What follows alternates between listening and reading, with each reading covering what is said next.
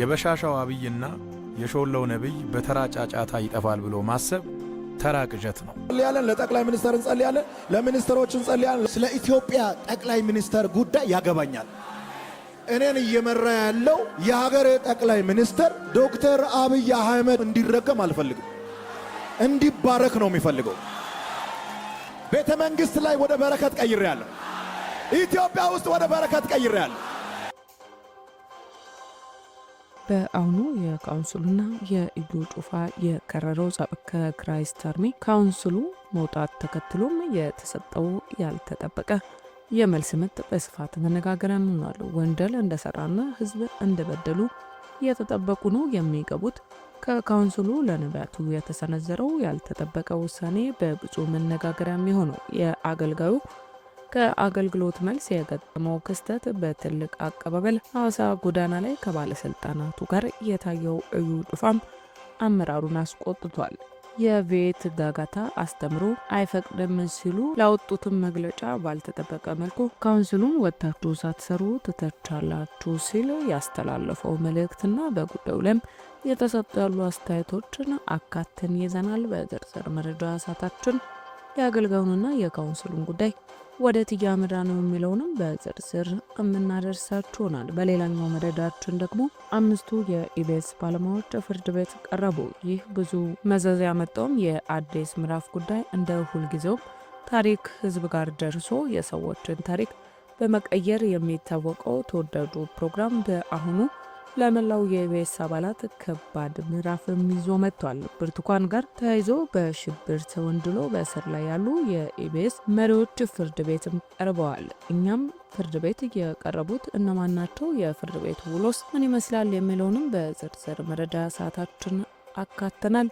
ይህንንም በስፋት የምናደርሳችሁናል። ሰላም ጤና ይስጥልን። የተወደዳችሁ የፌሽታ ሚዲያ ተከታታዮቻችን በያላችሁበት የበዛ ሰላም ለእናንተ ውድ ተከታታዮቻችን ይሁን እያልን እናንተም ለቻናላችን አዲስ ከሆናችሁ ቻናላችንን ሰብስክራይብ እያደረጋችሁ ትኩስና ፈጣን መረጃዎች ወቅታዊ የሆኑም በፍጥነት እንዲደርሱ ያድርጉ እያለን ወደ ዛሬ ቀዳሚ መረጃችን አለፍ።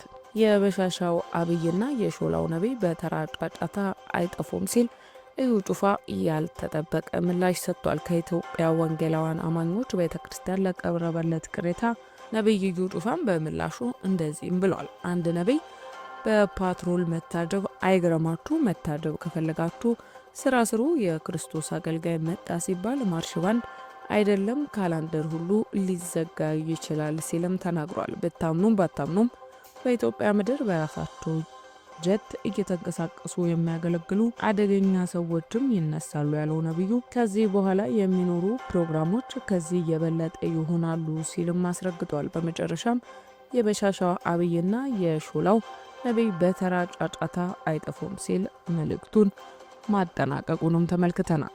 ታዲያ ከዚህ ጋርም ተያይዞ ክራይስት አርሚ ኢንተርናሽናል ቸርችም ታግዷል። ክራይስት አርሚ ኢንተርናሽናል ቸርች በካውንስሉ በምዝገባ ቁጥር 03111 ላይ የተመዘገበችው የሃይማኖት ተቋም መሆኗም ይታወቃል። ይሁን እንጂ ቤተክርስቲያኗ የካውንስል አባል ስትሆን ልታከናውናቸው ከሚገቡ መመሪያዎችና ደንቦች መካከል አንዱ የካውንስሉ አባላት ስነ ምግባር መመሪያ ሲሆን በስነ ምግባር መመሪያው አንቀጽ 9.3 ላይ የስነ ምግባር ግድፈቶች ተብለው በዝርዝር የተገለጹት ተግባራትም በቤተ ክርስቲያኗ መሪ መፈጸሙን አረጋግጠናልም ብሏል። በመሆኑ ጉዳዩም በካውንስሉ ስነ መለኮት ኮሚሽንና የህግ ኮሚሽን ታይቶም በሚመለከታቸው አካላት የመጨረሻ ውሳኔ እስኪሰጥ ድረስ የቤተ ክርስቲያኗ ፍቃድ ታግዶ የሚቆይ ሲሆን ሁሉም የካውንስሉ አስተዳደራዊ መዋቅሮችን የሚመለከታቸው የመንግስት አካላት ይህንንና ከዚህ በኋላ የሚተላለፉ ውሳኔዎች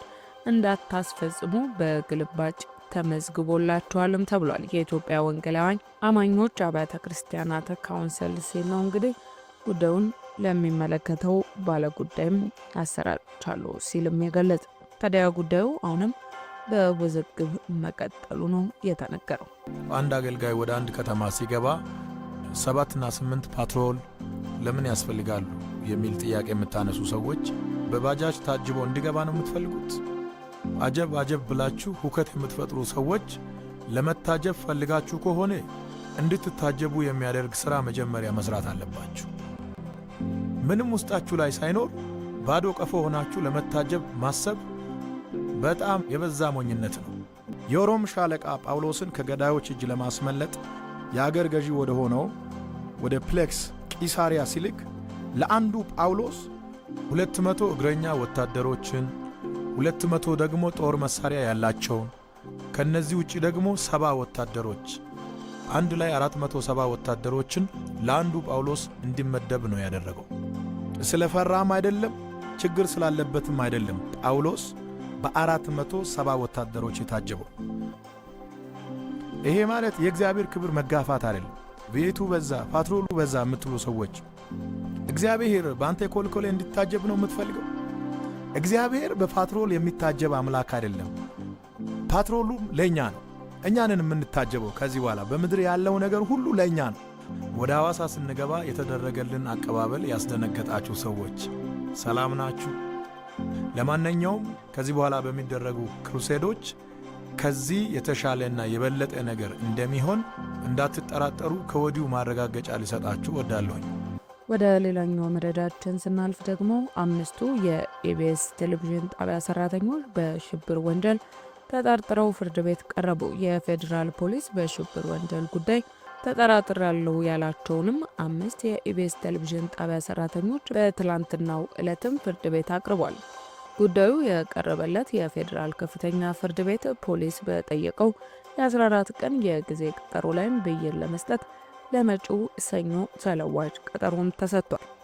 የፌዴራል ፖሊስ የጊዜ ቀጠሮን የጠየቀው በ8 ተጠርጣሪዎች ላይ እያካሄደ ያለውን የምርመራ ስራ በሰውና በሰነድ ማስረጃ በስፋት ለማጣራት በሚልም ነው። ከ8ቱ ተጠርጣሪዎች ውስጥ ባለፈው ሳምንት እሁድን በኢቢኤስ ቴሌቪዥን ጣቢያ በተሰራጨው ዝግጅት ላይ የሐሰት ታሪክ ቀርቧል የተባለው ብርቱካን ተመስገን ትገኝበታለች። የኢቢኤስ ቴሌቪዥን ጣቢያ ዋና ስራ አስኪያጅና የመገናኛ ብዙሃን አንድ ባለድርሻ የሆኑት አቶ ነብዩ ጡመልሳን በተጠርጣሪነት ፍርድ ቤትም ቀርበዋል። በቴሌቪዥን ጣቢያው በፕሮግራም ዳይሬክተርነት የሚሰራው ጋዜጠኛ ታሪኩ ኃይሉ፣ የስቱዲዮ ዳይሬክተር አቶ ንጥር ደረጃ፣ ረዳት የፕሮግራም አዘጋጅ ህሊና ታረቀኝና የካሜራ ባለሙያ የሆነው ቶማስ ደመቀም ፍርድ ቤት ቀርበው የትላንትናው የችሎት ሂደትንም ተከታትለዋል። በመጋቢት 14 2017 ዓ.ም በጸጥታ ኃይሎች በቁጥጥር ስር መዋላቸው ከተገለጸው ተጠርጣሪዎች ውስጥም 2ቱ በአዲስ አበባ ክፍለ ከተማ ወረዳ 14 በኃላፊነት ሲያገለግሉ የነበሩም ናቸው ሲል ፖሊስ ለፌዴራል ከፍተኛ ፍርድ ቤት ልደታ ምድብ ወንጀል ችሎት በትላንትናው ዕለት አርብ መጋቢት 19 ያቀረበውን የጊዜ ቀጠሮ መጠየቂያ ማመልከቻ ስምምነት ተጠርጣሪዎች በሽብር ወንጀል ጉዳይ እንደተጠረጠሩም ይገልጻል። ውድ የፊሽታ ሚዲያ ተከታታዮቻችን ለዛሬ መረጃ ሰዓታችን ያዝንላችሁ መረጃ ይህንን ይመስል ነበር። ስለ ተከታተላችሁን እያመሰገንን ተሰናበትን። ቸር ቆዩን።